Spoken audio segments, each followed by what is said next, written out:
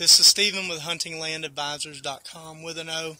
Want to go real quick. This is a great crash course here in big buck sign, good deer activity sign, right in a transition zone between two types of cover, two types of vegetation on your property.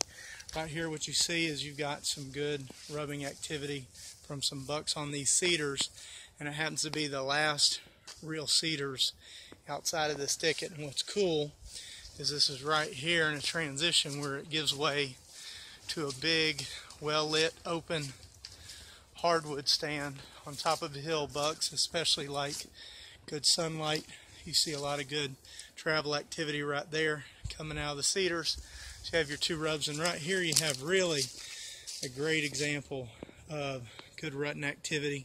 You have your scrape on the ground, another rub on the tree, which is the third one right here in this area, just conveniently, as you might expect, right here along a good trail that goes to a hardwood stand.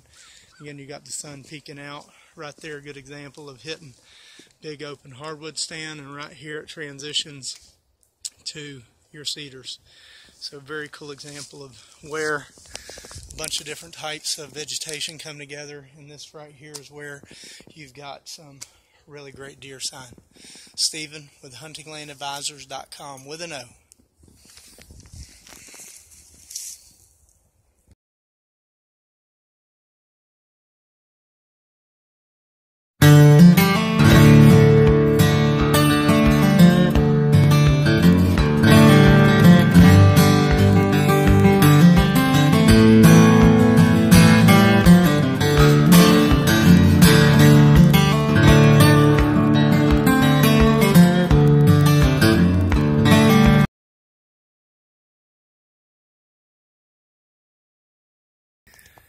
How are you doing? This is Stephen with Hunting Land Advisors, and I want to add this to our little video resources, just again talking about the diversity of habitat. And this is a really great example of some cedar cover.